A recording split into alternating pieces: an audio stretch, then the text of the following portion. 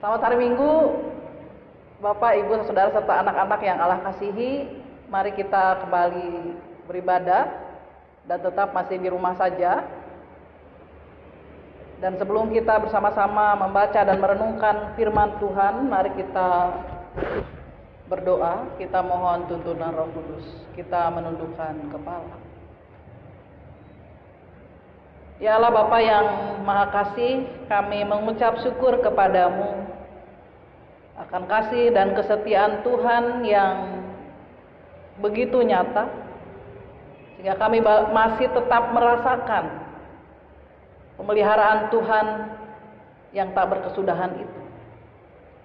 Di tengah-tengah kami mengucap syukur kepadamu atas hari yang baik pada kesempatan ini, di mana kami akan kembali bersama-sama mendengarkan sabdamu yang kudus.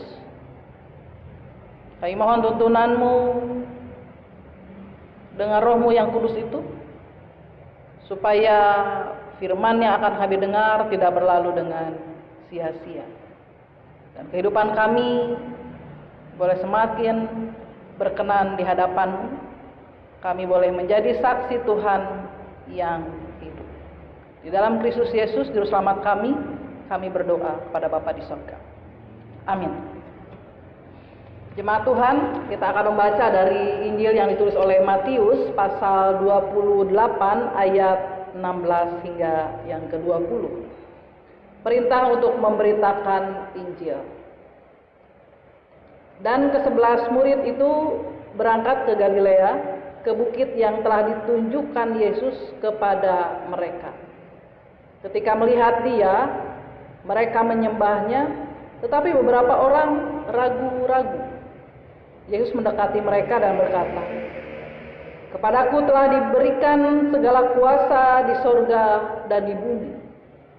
Karena itu, pergilah, jadikanlah semua bangsa muridku, dan baptislah mereka dalam nama Bapa dan Anak dan Roh Kudus. Dan ajarlah mereka melakukan segala sesuatu yang telah kuperintahkan kepadamu. Dan ketahuilah, aku menyertai kamu senantiasa sampai kepada akhir zaman." Berbahagialah setiap orang yang mendengarkan firman Tuhan serta memelihara dalam hidupnya. Haleluya. Saudara yang Allah kasihi, peristiwa kebangkitan Kristus, kalau kita lihat dalam pasal 28 ini,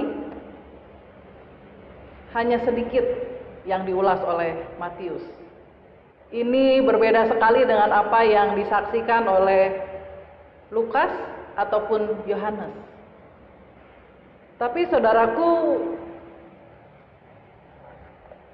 dalam Matius ini kita juga bisa melihat bagaimana sikap para murid ketika pertama kali berjumpa dengan Yesus. Bagaimana sikap mereka saat itu? Dalam ayat 17 kita melihat bahwa ketika tahu bahwa Yesus itu bangkit, sikap dari murid-murid ada yang langsung menyembah kepada Yesus.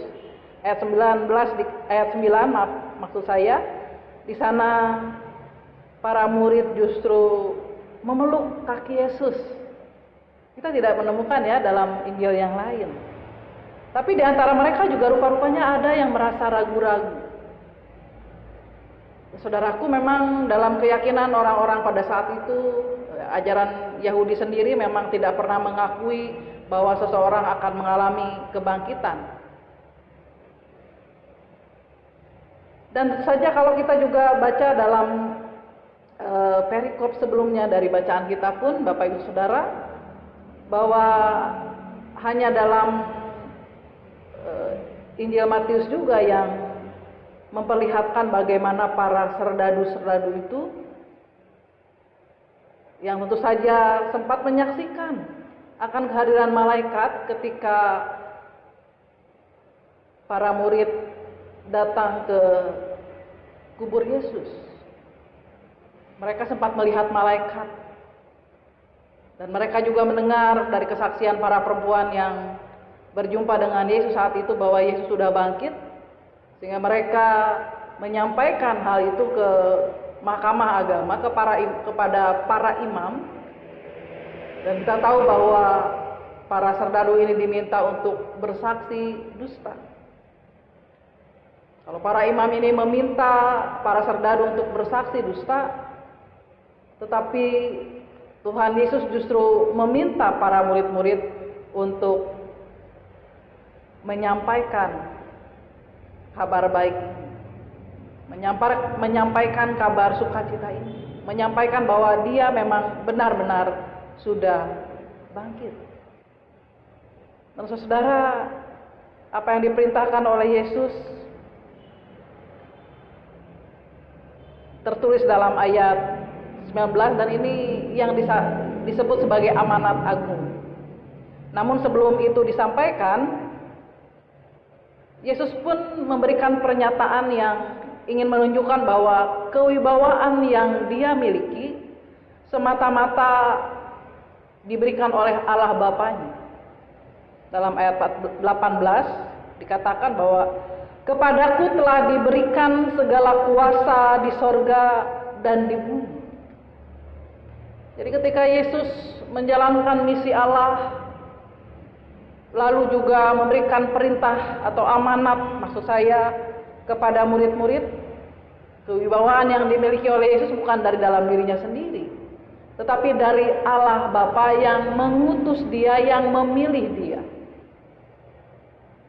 Oleh karenanya Bapak Ibu Saudara, kita beralih kepada ayat 19 bahwa Yesus memberikan amanat agung kepada murid-muridnya pada saat itu. Saya baca ulang ya saudara. Karena itu pergilah, jadikanlah semua bangsa muridku dan baptislah mereka dalam nama Bapa dan Anak dan Roh Kudus, dan ajarlah mereka melakukan segala sesuatu yang telah kuperintahkan kepadamu, dan ketahuilah aku menyertai kamu senantiasa sampai kepada akhir zaman. Saudara yang Allah kasihi, Yesus memberikan amanat agung kepada murid-muridnya saat itu, dan tentu saja juga kepada kita. Dan hal yang tentu saja sepantasnya membuat setiap kita tidak perlu merasa ragu-ragu sebagai murid-murid Kristus dewasa ini, yang juga pasti mengalami berbagai tantangan, pergumulan dan cobaan hidup. Janji penyertaan dari Tuhan Yesus sebenarnya berlaku juga untuk kita, supaya kita memang benar-benar menjadi saksinya. Bahkan ketika ungkapan aku menyertai kamu senantiasa sampai kepada akhir zaman, itu juga sudah dinyatakan oleh Allah Bapa di sorga. Kita masih ingat dalam Injil Matius juga pasal 1 ayat 28, bahwa Allah yang hadir tengah-tengah dunia ini adalah Yesus Kristus. Ketika Yesus masih dikandung oleh Roh Kudus, Allah mengatakan bahwa kehadiran Kristus itu dalam bentuk dari Immanuel, Allah beserta kita. Jadi penyertaan yang disampaikan oleh Yesus Kristus dalam bacaan kita tentu saja mengingatkan kita bahwa sebelum Yesus hadir tengah-tengah dunia ini, Allah juga ingin menyampaikan bahwa kehadiran Tuhan Yesus ingin menggambarkan bahwa itulah makna Immanuel, Allah beserta dengan kita. Saudara yang Allah kasihi, sebagai gereja kita juga percaya bahwa kehadiran gereja di tengah-tengah dunia ini ada karena peristiwa Pentakosta, peristiwa pencurahan Roh Kudus. Bahwa karena kuasa Roh Kudus saja gereja hadir tengah-tengah ini, tengah-tengah dunia ini, dan Roh Kudus juga yang akan memberikan tuntunan, bimbingan, perlindungan, dan topangan. Jadi keberadaan kita sebagai gereja Tuhan, sebagai umat Tuhan, dalam melaksanakan amanat agung itu ditopang oleh Tuhan sendiri melalui Roh-Nya yang kudus. Karena gereja ada dan hari tengah-tengah dunia ini pun karena kuasa Roh Kudus yang hadir. Saudara yang Allah kasihi, sebagai gereja, apa yang Yesus sampaikan dalam amanat agung biasa kita kenal dengan sebutan bersaksi atau marturia bahasa Yunaninya. Jadi orang percaya adalah pribadi-pribadi yang telah mengalami penebusan Kristus, dan orang percaya adalah saksi-saksi Kristus di tengah-tengah dunia ini. Orang percaya sudah mengalami perjumpaan dengan Kristus, di mana kita juga sudah mengalami dan merasakan kasih Kristus yang luar biasa. Baik dalam suka hidup kita, maupun dalam duka, dalam kesulitan, kita merasakan bahwa Tuhan Yesus Kristus benar-benar mengasihi kita hingga saat ini. Bahkan ketika saat ini